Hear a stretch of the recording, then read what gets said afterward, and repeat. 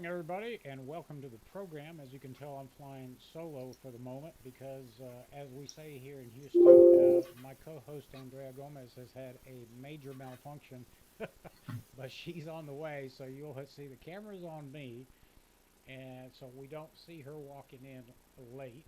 We'll give her some grief, and then she'll set up, and then Mark will put out a two shot so you can see everybody. But welcome to the program. Welcome to the second week of 2022 with a pandemic still in full swing, but the Omicron variant is now pretty much prevalent in our state here in Texas, affecting everybody that's fully vaxxed and the unvaxxed the same. Here in our county, our county judge has raised, I'm sure she was waiting to do this, our awareness level, if you might want to call it that, to a red, which means the highest alert level for the pandemic. I don't know what's going on in the rest of the 253 counties in Texas, but apparently this thing, from what I'm reading, is short-lived. It's rather mild. And sort of resolves fairly quickly. I think I was exposed to it. Woke up a couple weeks ago with a sore throat and a headache, but it worked out pretty well. So I'm here and surviving. I did, interestingly enough, watching some of the Senate hearings, as you probably may or may not know. Senator Rand Paul and Dr. Fauci have gotten into some lively exchanges. Rand Paul was criticizing Fauci for his criticism of three prominent epidemiologists, one from Stanford, one from Harvard, and one from the UK, and basically trying to make them seem like outliers with respect to their opinions on this virus. And then, of course, Dr. Fauci said he was getting tired of Senator Rand Paul jumping on him and accusing him falsely of things, and Rand Paul was actually reading from emails that he got a hold of, and accused Senator Paul of actually using Dr. Fauci as a whipping boy to raise money for his campaign. So we'll see how that plays out. My personal opinion is I think that for whatever reason, Dr. Fauci has lost credibility with respect to this issue. And it's challenging. I know he's got a tough job, but they said, well, once we have the vaccine and once we roll it out, everybody will be, we'll get our hands around this virus. And then, of course, we had the Delta variant, and then we came up with the second vaccine. They said, well, if everybody gets fully vaccinated on the second vaccine, we'll be okay. And then, of course, Omicron comes along, and so now they want us to boost, and the boost jab or the injection apparently doesn't work on Omicron, and so it's sort of, we're trying to beat Mother Nature, and Mother Nature, I think, is far smarter than science, although science has made some progress, but you were usually behind the curve. So hopefully, and having talked to a number of physicians here in Houston, because we have one of the largest medical centers in the world, and some epidemiologists, which we have a lot of respect for, that have been on our program.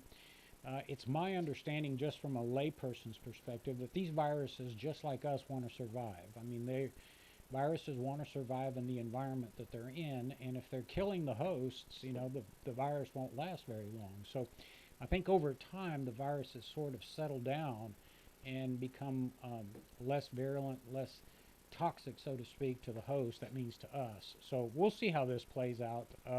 Hospitalizations, I think, are up a little bit, but fatalities, fortunately, are not. But politically, it's interesting to watch the exchange in Washington, how politicians try to get their arms around this, and we'll see how this plays out. So this morning, by the way, I will make an announcement to those of you that are concerned about our co-host. Andrea Gomez has just walked in, so she's setting up, and we'll have her shiny face on in a moment.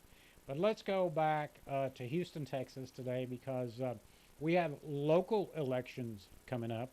We have a vacancy in one of our city council positions. We have a city council member in Houston that represented District G. We have 5 at-large seats in Houston, and then we have A, B, C, D, E, F, G, and so on down the road, single-member districts.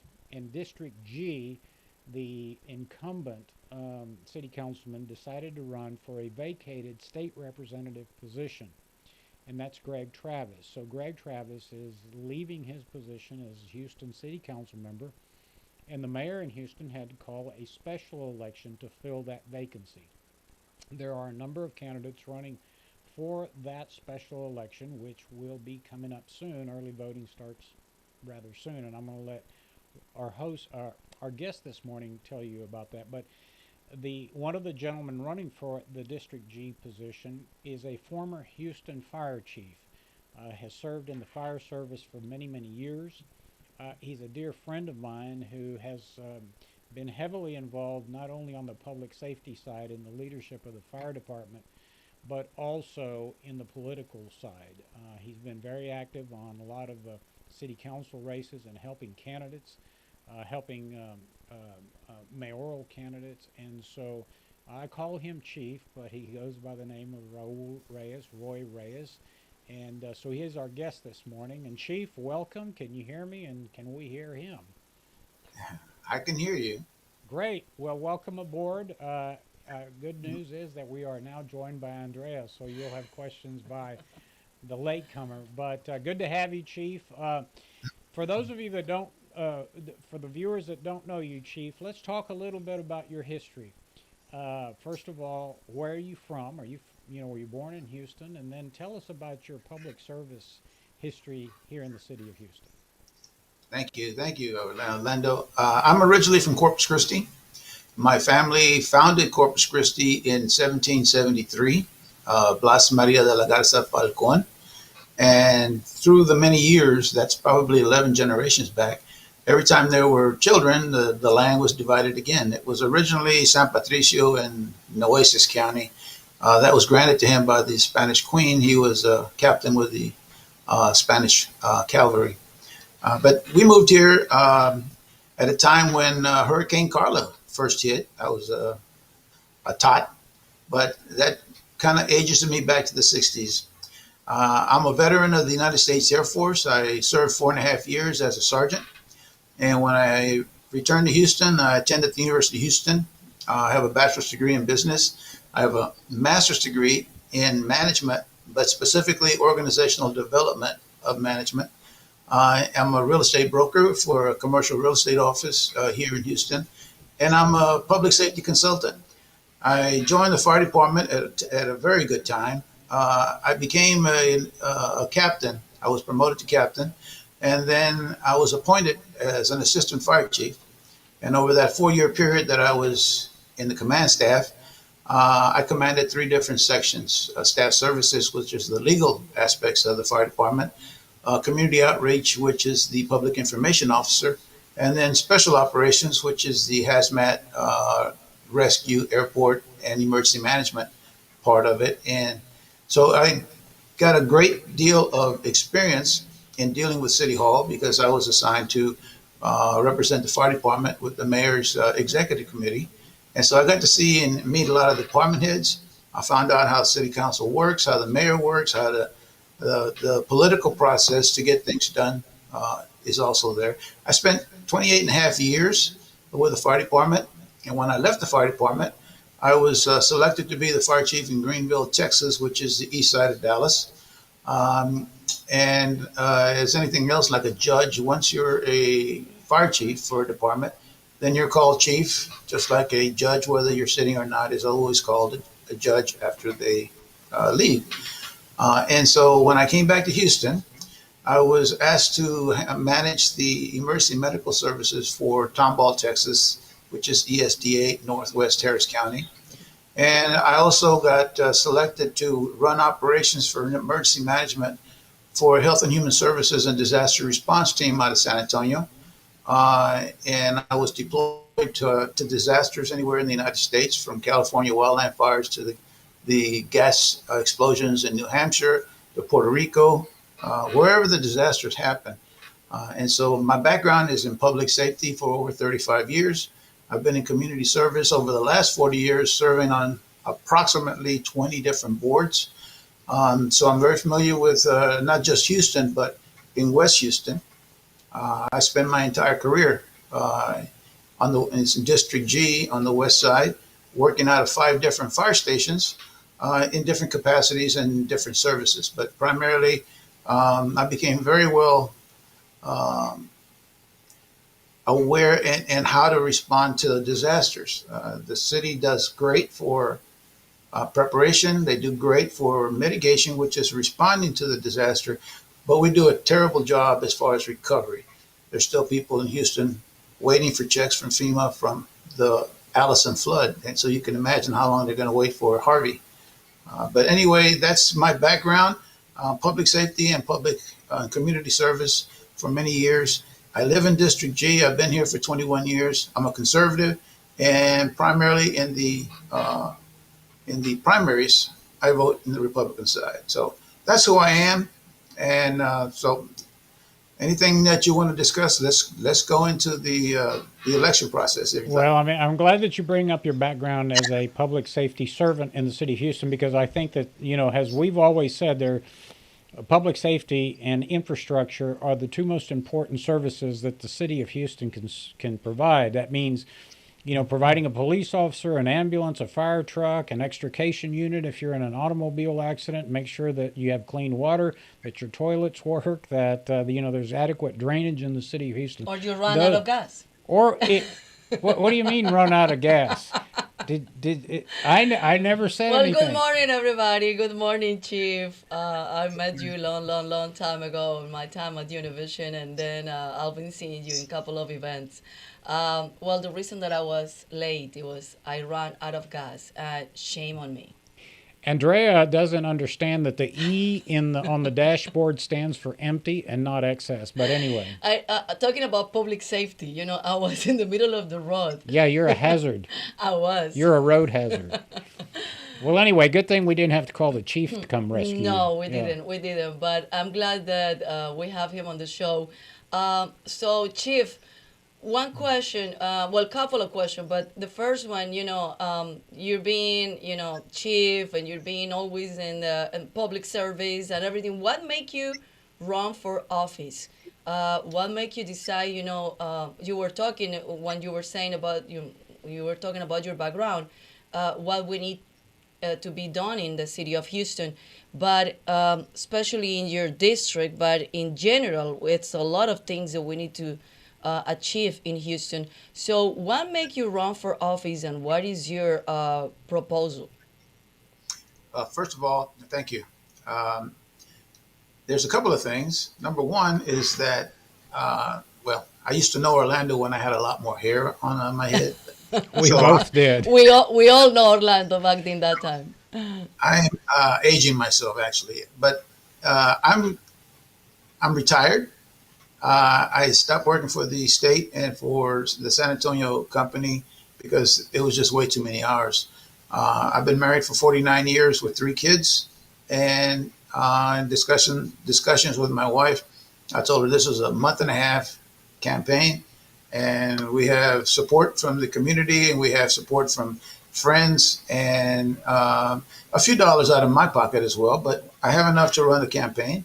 And it's an aggressive campaign, and I've been getting a lot of positive feedback that the worst case scenario for me would be to get in the runoff. And I said, well, that's enough for me. But the other part of that is I have the time, the commitment now, and the energy. I'm re-energized to be able to do the job, and I understand what needs to be done.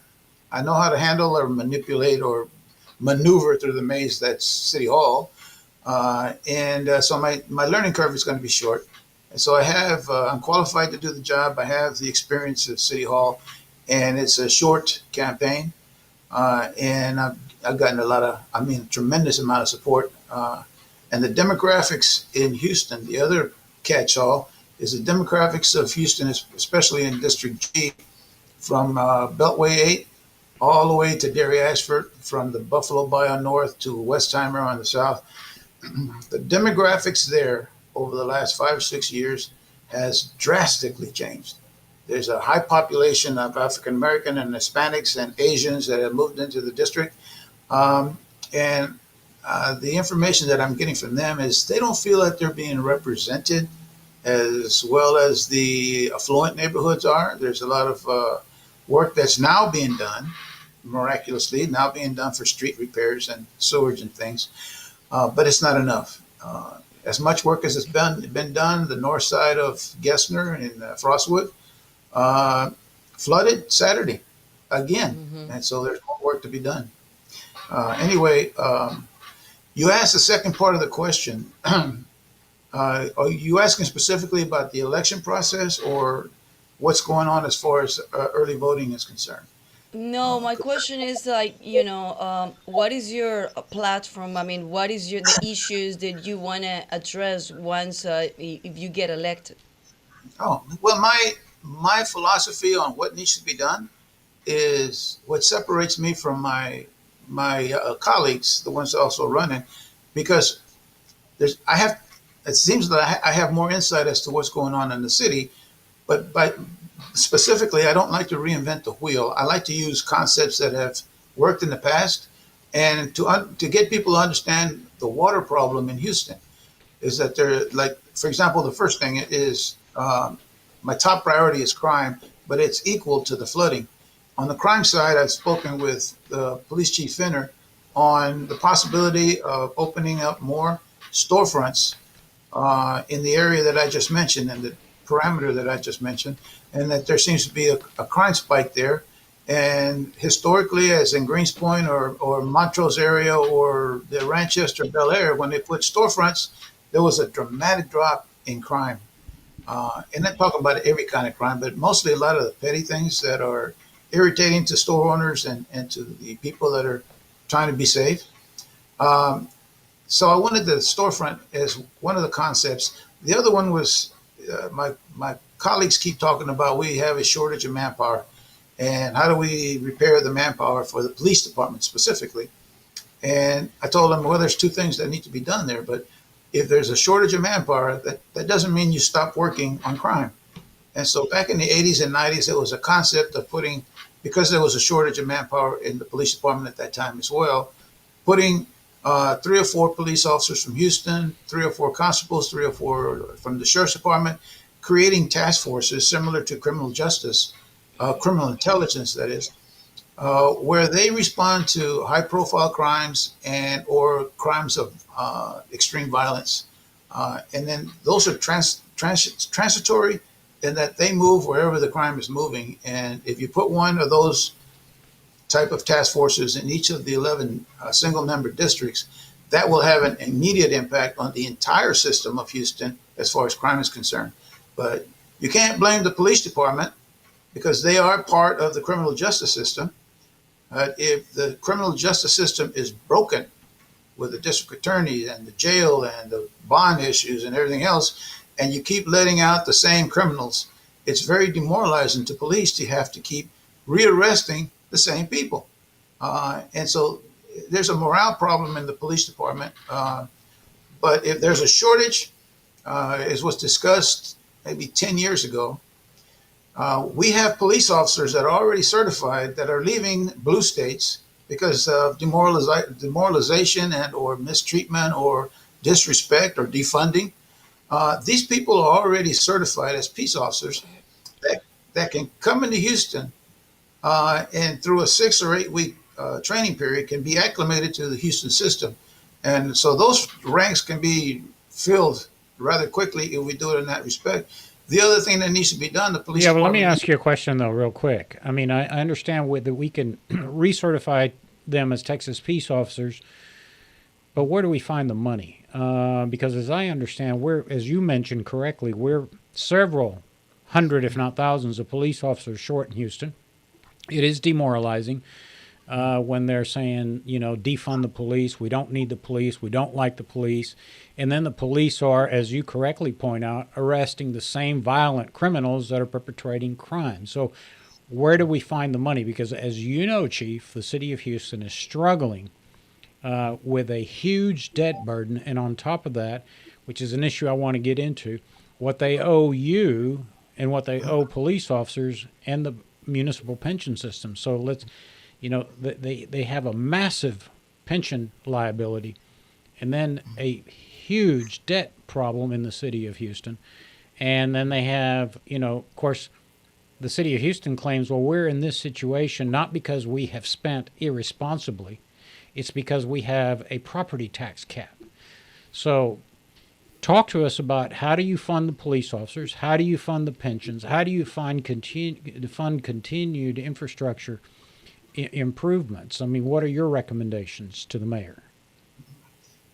If we're looking at this realistically, I don't believe, and I've heard others as well to agree with me, that Houston does not have a revenue problem. They have a spending problem.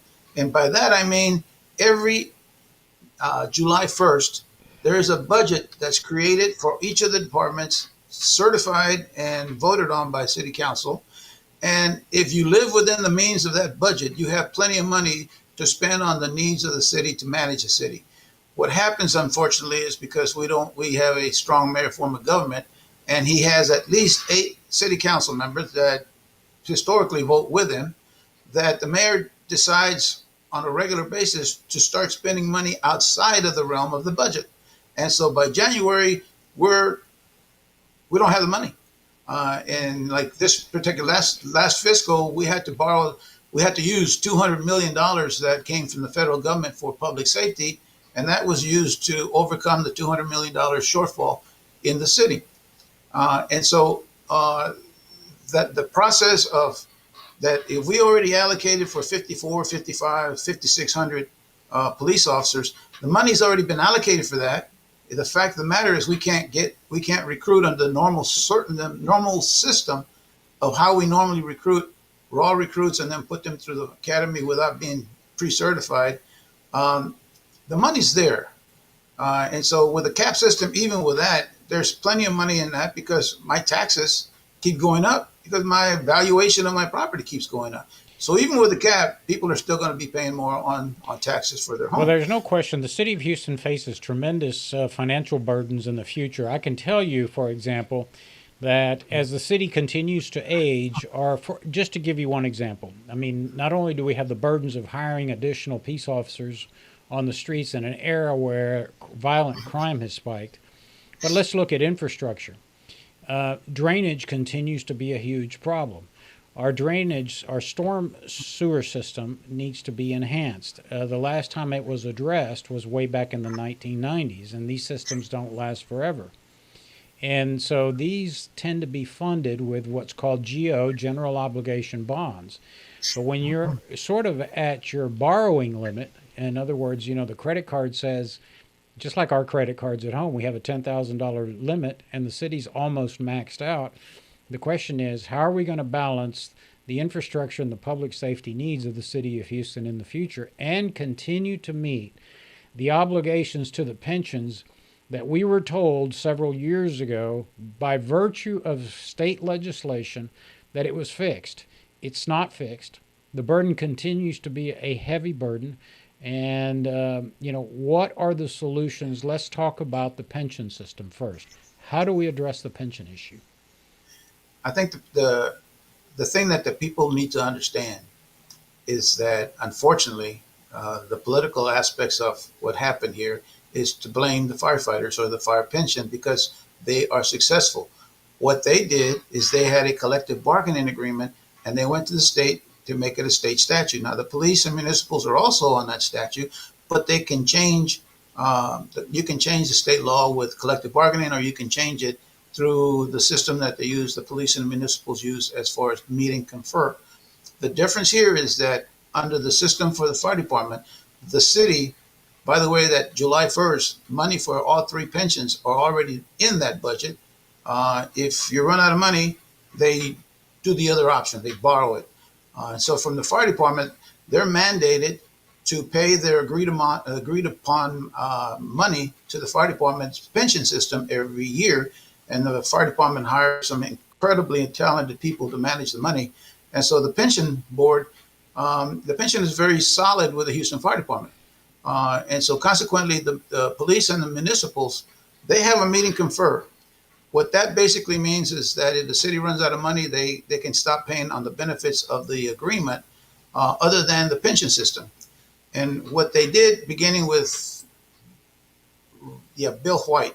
So it was about 13 or 14 years that the city just simply borrowed the money that they owed the police and the municipal employees every year, paying over an 8% interest on it. And so you forward now 12, 14 years, and now you're looking at $1 billion paying 8%. All of a sudden, it becomes an unfunded liability. And because the fire department was successful, we were blamed as to, well, we're taking too much money out of the system and we're not sharing the wealth and things of that nature. Well, that meeting confer is still there. And so when the $1 billion was taken out, and a small interest is now being paid on the municipal bonds, um, the city of Houston technically paid for the pension of the police and municipal twice. They paid for it every year in July when they agreed to the amount that was going to be paid to the pension. When that wasn't paid, it wasn't the city's fault, citizens' fault. The city simply chose to use that money elsewhere, outside the realm of the budget. And so now, when the bond was taken out for $1 billion, the city is still paying No, for the. I understand, but look. Here, the argument has been made that there is still a huge burden to the city of Houston taxpayers to fund the pensions, and the argument is made that it is rare in this country now to have a defined benefit program. Are we ever going to move away from the defined benefit and do sort of like the county does, which is a hybrid system where employees actually pay into the system out of their paychecks? I usually ask people that challenge me on that. Say, when I was in the fires and I was in the high rise and I ran out of oxygen, and I don't remember seeing anybody that is criticizing it next to me doing it. The life expectancy of a firefighter is between 62 to 67 years of age. The defined benefit guarantees that the firefighter, through living many years of hazardous conditions, that they're going to be guaranteed a set amount of pension, and that their families will be taken care of in the event that something happens to that firefighter. The defined contribution is contingent on the market. And so there's a possibility that when the market drops, that the firefighters can lose their pension or lose a large section of their pension. And so if it changes to the defined contribution, then you're going to lose a lot of firefighters, because there's other cities in the country and the state that maintain the defined benefits, and we'll lose them, and especially those that are under 10 years in the service. Yeah. I'd hate for that to happen, but by the same token, unless you've been in my shoes, unless you've been in the firefighter shoes, it's very difficult to criticize the fact that the city owes them at least a pension to retire on. Okay. Let's move away from the pension. We're out of time here. Talk to us a little bit about when is the election? When does early voting start? What can people do to help you in your campaign? And as Andrea likes to say, what's the call to action? Call to action. Oh, yeah. The election started Monday, and the unusual thing that happened on Monday, very unusual for this area, there's only 4 polling places. One is in Nottingham, which is Country Place, a memorial near Dairy Ashford. It's in the community center. There's another one on Voss near Westheimer in an apartment complex. There's another one at La Quinta in the Galleria on Post Oak. And then the 4th one is downtown off of Congress. I'm not sure who's going to vote there, but there's one downtown as well. The election is January 25th. And the process here is, like I said, the unusual thing that happened on Monday, 164 ballots were cast. Half of them were Democrat and half were Republican. And so it sort of caused a stir as to what is the trend going on. But keep in mind, there's a diversity issue that's on the west side of Beltway 8, which is where Nottingham's at. And so it's an unusual circumstance there. It caused a few of my colleagues to get very nervous at yesterday's meeting. But either way, if there is no winner, it'll be a runoff. And I'm being told that it probably will be in April, but it could be earlier if circumstances change. But there's something about a 30-day election, special election, um, that's after a regular election, and our regular one's going to be March 1st. Okay. So I'm expecting if there's a runoff, it'll be in April. And what I need right now, there's only four polling places. During the election, there's going to be 28. And so the vast majority of voters are going to come out on the 25th. The problem is nobody knows that there's an election on the 25th. I was And going to so, say that. yeah, there's very All little. right. Well, we will continue to remind them, Chief. We're going to move on to our next guest, and we want to wish you the very best. Hopefully, we'll have you back on so you can give us an update and keep us posted. Thank you for taking time out this morning to join us. So get back out to the campaign trail. Take care. All right. Thank you. Kronda. Muchas gracias. Kronda's up next, so why don't you introduce Kronda, running for state representative in District 65. She is a candidate for Texas House District 65, and she's been living in that district for the last 30 years. And her name, I'm going to try to pronounce her last name. Kronda Timesch. Timesch. Oh, I did it right. Yeah, I think that's right. Kronda, are you with us? Kronda, good morning. Can you hear me? We hear you Yes. fine. Good morning. Thank you so much. No, thank you for your time. Did I say it right, your last name? It is, I know, Kronda Timesch. The H is silent. My husband's family is from Luxembourg in Germany. So definitely, it's great. Once you remember that name, it's hard to forget. Right. It is, yeah, but I was reading your bio a little bit, and so your last name comes from your husband, but you're coming from Hispanic roots. I do. So my mother's family settled in northern New Mexico in about the 1720s. They settled, if you're familiar with northern New Mexico, between Cuba and Farmington, New Mexico. My grandmother actually grew up in an adobe home with dirt floors and no electricity.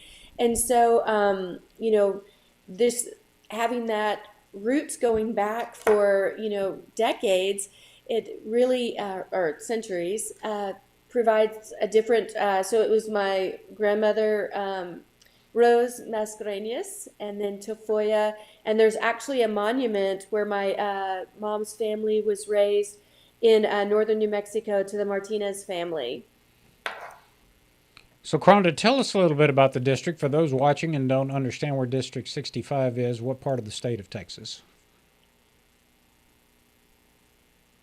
Well, thank you so much for asking. And for those of us that live here, they're still learning. As with the redistricting, it looks completely different. So we're in the northern part of Dallas. We're in Denton County. So if you're looking at Dallas, we're at about 12 o'clock. Denton County is straight north of Dallas. And then there is, if you're looking at Denton County, Tan Parker's former district, House District 63, runs along the southern border of Denton County, bordering Dallas County. And then I'm what you would say is a rainbow across that district for House District 65. We begin with City of Dallas, Denton County residents, and go up to Carrollton, Plano, and then go across the county and end in Fort Worth at the Texas Motor Speedway. Now, have you held public office before, Kronda, or is this your first bid for public office? And how many other candidates are in the primary to seek the Republican nomination?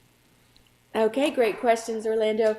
I've served 2 terms on the Louisville ISD School Board, which is the 15th largest school district in the state of Texas. We have over 53,000 students in our school district and 6,500 teachers and staff members in the district. And our district is a little bit unique in that it includes 13 different cities and communities and 127 square miles. So definitely a lot of great experience working with multiple municipalities and a large area. And then in the Republican primary, I have 2 opponents. So, Kronda, tell us a little bit of your background, and why you start deciding running for offices in the previous position and this position. Okay, well, thank you so much. So, uh, have always my husband and I owned two businesses. One, we started out of our garage here in the district 31 years ago, a landscape company. And then we have been actively involved in our community and our schools.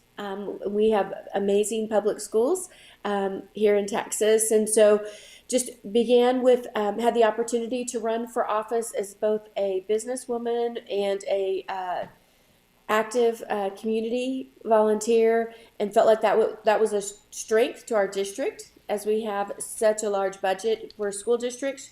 For your largest budget is in your school districts, significantly larger than most municipalities. Um, and so for us, handling that with my business background, I felt like would bring a great strength, which it did, to our school district. And then was asked in 2020 to consider running for state rep, and at the time was serving on school board, and really prayed about it. And I feel like the experience that I had as a school board trustee and as a business owner, that perspective is a unique perspective that I could bring that voice down to Austin. I'm currently serving on the Child Protective Services Board, and have really learned a lot about the incredibly increasing needs that we have for our children, both in the foster care system, as well as our children aging out of the foster care system, and the need for increased care for families that are affected by foster care. So all of those, I think, are going to give me a perspective that's going to be unique in this Texas State House. Kronda, one of the biggest issue that I think the legislature has to grapple with every 2 years, obviously, is education. Andrea and I have been very active in keeping up with education issues, particularly here. We are the third largest school district in the nation, in Houston. Here's the way I see it from an urban school district that I live in. There seems to be a disconnect between what happens and the outcomes in rural areas versus urban areas. There seems to be a different mindset from rural and urban state legislators and senators who are ultimately responsible for school issues. In Houston, as you know, we have a series of failing schools. They have for years failed the taxpayer, the parents, and the students. These are schools whose performance is horrific, and the education commissioner, according to statute, according to legislation passed by an African American state representative from the Houston area many years ago, the state is supposed to shut down those schools. They're sort of going into like a receivership, right? Where people come in and oversee the operation of this school district because it's got so many failing schools. But there seems to me that the issues that are affecting Houston, perhaps Dallas, I'm not, don't live in Dallas, need to be addressed by the state legislature. And when it comes time to address issues affecting Houston, the rural school districts and their representatives don't want to do it because they're happy with their school districts. So how do we address education issues in Texas, and get rural members on board to help us with the largest populations, which are the urban populations? How do you fix that disconnect? No, and that's a great question, because often you'll hear that so many policy decisions are not, Republican versus Democrat. A lot of them are urban versus rural. And where I live, it's actually, I would say, even a carve out the third group would be suburban, because there, we have, a different. We have great schools in our area, but it's very different than your large Houston and Dallas school districts. And so the question I think that we're going to have to look at is, how can we create policies? Like, we've given, a lot of freedom for our schools that are, our charter schools. I think that are there opportunities where we're looking at, we've got 5.5 million students in public schools here in Texas, and we have almost 1,200 school districts. Texas is large. It has incredibly unique needs. Do we, as a state body, need to consider how can we not provide legislation for one school district, or how can we create opportunities that solve some of the problems that we're looking at in Houston ISD?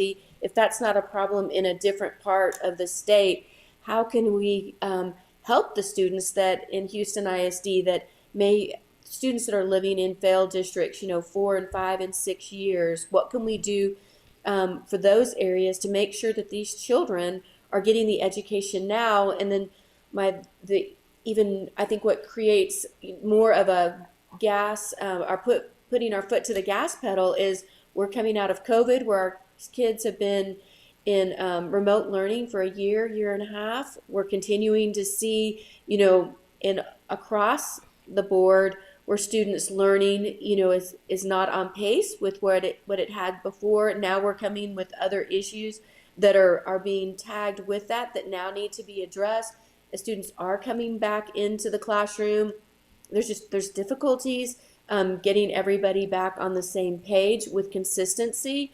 And so I think that we're going to have people that are willing to, all come to the table, roll up our sleeves, and really consider options that we've, had hard conversations of what we can do, because at the end of the day, our goal needs to be providing the very best education for every student in Texas, regardless if they're in my backyard or they're in a different part of the state. And so those are things that I want to be a part of and willing to have those hard conversations. I don't know where the system went off the rails, Kronda, because I'm an immigrant in this country. I came to Texas in 1962. I went through the public education system.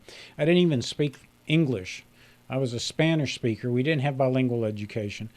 But I felt that I got a very good education in the 60s in the public school system. Since then, my opinion is that not only has property school taxes become overly burdensome to the average taxpayer, but the quality of education has come off the rails. And here's what's sad about it. The state legislature and the current leadership are the ones responsible for providing an adequate education to children across the state of Texas. We have been grappling, and I call it this slow motion train wreck, in Houston for the last 10 years with failing schools. And I know Commissioner Morath has tried to take over these failing schools. Now some interests have filed lawsuit against the state of Texas because they say that the statute that we're operating under, meaning where we have failed schools for a period of time, is unconstitutional because we're removing the elected representatives that are chosen by the people. That's all working through the courts. We've got a million lawyers involved. You're using taxpayer money to fight that litigation. Meanwhile, the kids are being failed. The parents are being failed. The taxpayers are being failed. And it's not just in Houston. I suspect that there are other major urban school districts in Texas. And the question is, when is the state legislature going to get together and address public education in Texas? This excuse of, well, the urban superintendents and like this, and they don't want to change that, but it's time that the leadership, because at the end of the day, conservatives in Texas are in charge and have been in charge for 25 years, since we ran Ann Richards out of office. And I remember back in the days where, the Democrats tried to address public education. I remember when Mark White was governor of the state of Texas, he came up with a program called No Pass, No Play, where if you weren't passing in a school, you couldn't play sports. And, it actually did improve student performance. Students started to focus. The coaches made the students focus on academics rather than so much time on the athletic field. And so there's no question, Kronda, that education issues are tough. It's not a cookie cutter. So what works in, Denton County and what works in Brackettville, Texas, down in Kinney County is not going to work in Harris County. But I still say, with your experience in public education, is that the legislature better get to work on public education issues quickly, because I think conservatives are going to be blamed for this train wreck that we have currently. And so I hope that I hope when you're elected, you get on some important committees that address that issue. Now, so in your district, District 65, what are the other important issues facing your constituents? So, as I've been block walking for months now, I can tell you that one of the number one issues continues to be the border, and just what's coming across. The questions then is with borders are, safety, security, as well as for those of us, I-35 runs up. I have in my district I-35W and I-35 East, and that's considered the drug corridor for drugs getting into the United States, as well as human trafficking. And people don't realize that even in their neighborhoods here in Denton County, we continue to see an increase in human trafficking, and the results are horrific for those that are affected by it. And so border security, absolutely. People want to see our borders closed. They want to see that who's coming across. They want a legal process of immigration. They want us to be fighting tooth and nail against any policy that allows people just to come in across the borders without any vetting. The other issue is, as you mentioned, Orlando, and this is an issue in Denton County, is with appraisals and the appraisal district and taxes, where people are understanding that you can have your taxes kept the same by your local municipal entity, but the appraisals means that you're going to be paying a larger check to the district every single year. And so how do we work on appraisal reform? And so that's something that's a conversation that we've had. People have very positive comments continuing to understand why we passed the election integrity bill. I had somebody say they went to the dry cleaners to pick up their clothes, and they had to show a driver's license. So if you have to show a driver's license to pick up your laundry, very simple to pick up your voter registration, show your driver's license to vote. So that continues to be something that people want to see. And then another conversation that I see is election integrity.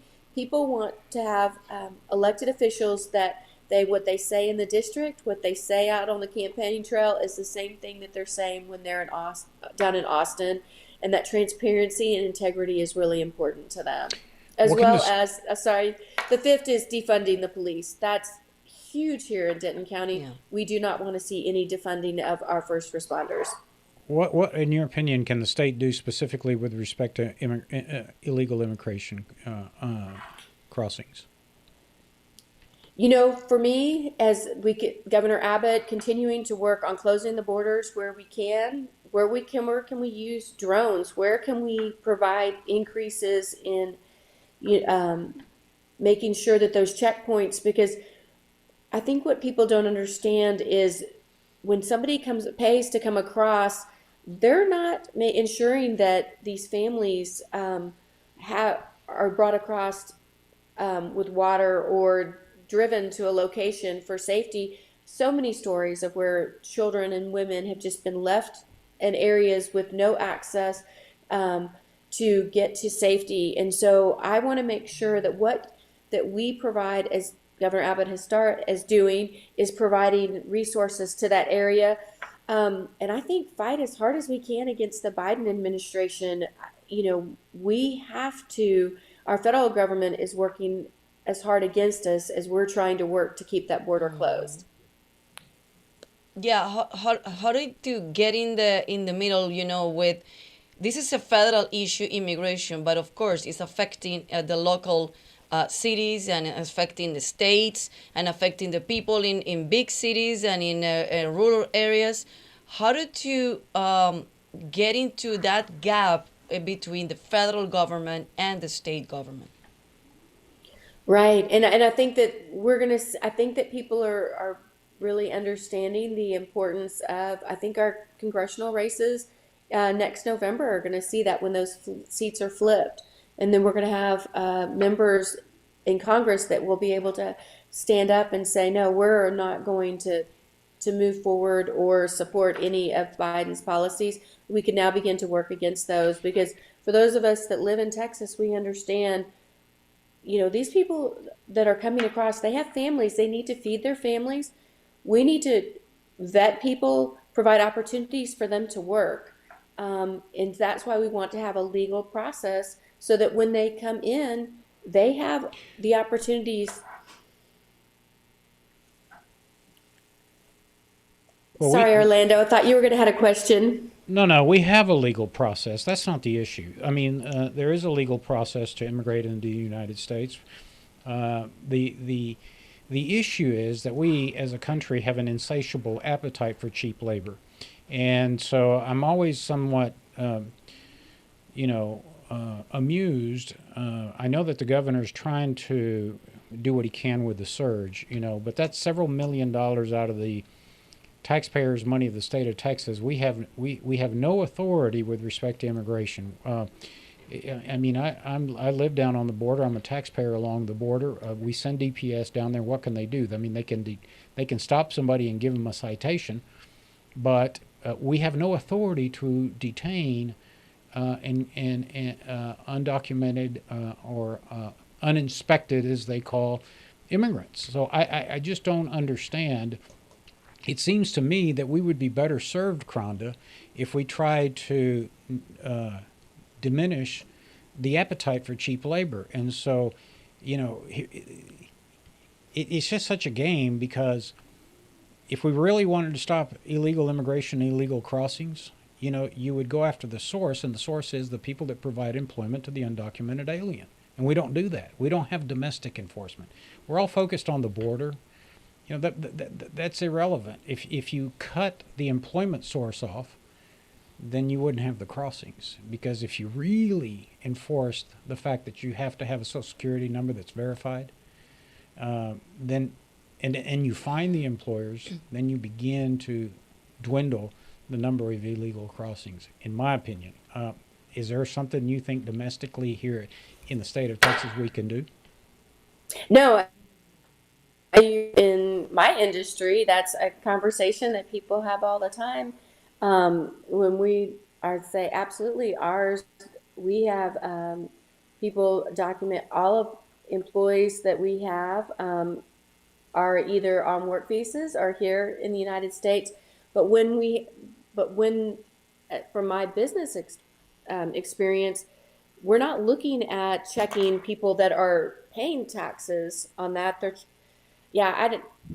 I don't know how we can fix that, but you're absolutely right. I mean, how do we go after the employers? Well, I'm sorry. The way to fix it is you have to have a will. And it doesn't appear that we have the will to do it. There are 30 million undocumented. We have an echo. Real bad. It's her side? Okay. Is it my side? Here you go.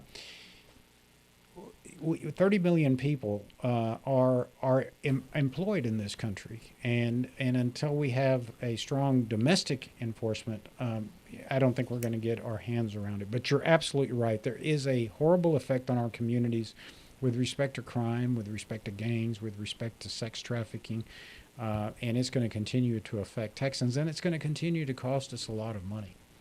So listen, we want to thank you for taking the time out to be with us. I know you're busy on the campaign trail. You got the. By the way, have they set the primary date yet, or is that still working its way through? They have, and it's actually starts. Yes, thank you so much, Andrea. So it's Valentine's Day. So if you love Texas, I'd love to have your vote on February 14th. Early voting is so much easier to go. You can vote anywhere. For people to get out and vote early, and so and then March 1st is Election Day. Wow, so Valentine's. So that's sad, Kronda. I haven't followed that. We got a bad echo. Okay, well, thanks, Kronda. I appreciate you being with us, and we'll try to keep up with you, and we'll give everybody an update. All right, thank you so much. Kronda, thank you so much. We have echo. We have a bad echo. Back echo, but we don't need can't we get don't need rid the of our echo. headsets Okay, anymore. So we can. So take Gina it off. Prickett, as you know, who heads up Leadership Latino, Yeah. texted and wanted us to remind everybody that we're going to be in El Paso In El with Paso. Leadership Latino. We have some excellent presenters up there. We have Dan Corrales, who was recently elected as a city council member in Midland. He's coming to El Paso to talk to our potential new candidates. John Lujan. We have John Lujan, who just won the state representative special election in South portion of San Antonio. I think it was House District 118. We have Bobby Eberly that's joining us, Yeah. who is a nationally syndicated news presenter. And so we have some exciting stuff. If you want to participate, and if you're in El Paso, it's what, January 29th? January 29th, yeah. Okay. So we're flying from Houston on the 28th. We're going to be all day long on the 29th and coming back on the 30th. I'm so excited. I haven't been in El Paso in many, many, many years. You always recommend, what is the name of the restaurant that we're going to go? Well, there's several good restaurants. Several good Yeah. restaurants, okay. So we're going to go to them. But if you want to register for the next Leadership Latino class, just go to our website. You can go to leadershiplatino.com, or you can go to Texas Latino Conservatives, and there should be a link to Leadership Latino. Register at no cost. Yep, and it's a class that Yeah. basically you're going to learn all about the political process, the entire infrastructure, whether you want to be a candidate for office, whether you want to be a precinct chair, whether you want to be an SREC member, whether you want to be a press secretary for a campaign, Or a leader of your community. a campaign manager, a leader in your community. You want to learn how to speak, do public speaking. You want to know how to write a press release. You want to know how to file your ethics commission forms as a candidate. We'll take care of all that in one day. And but you've got to sign up. So it's Leadership Latino on the website. It's no cost to you, and we will be in El Paso, Texas on January 29th. And visit us in Texas Latino Conservatives. Not only you're going to find the link for Leadership Latino, but also become a member. Help us to help. We need contributions, and we want more members. It's only $35 a year. And also you can add an extra contribution if you love us too. That's right. So thanks for tuning in. And also, I'm told by our wonderful producer, Mark, says that we now will have telephone lines. So hopefully We do. next week, Oh, wow. we should be able to have you live call in. So for those of you, we've always had that. You can click on a link. That people that I think I know they people don't don't wanna be on understand camera. or they don't want to be Yeah. on camera, but they can call. So, but now we'll be able to put up a phone number, and so you can call in studio and That's participate excited. and ask your questions. So thanks for tuning in. We'll see you next week. And don't forget, Leadership Latino, January 29th in El Paso, Texas. Nos Sign vemos up. el próximo miércoles. Chao, chao.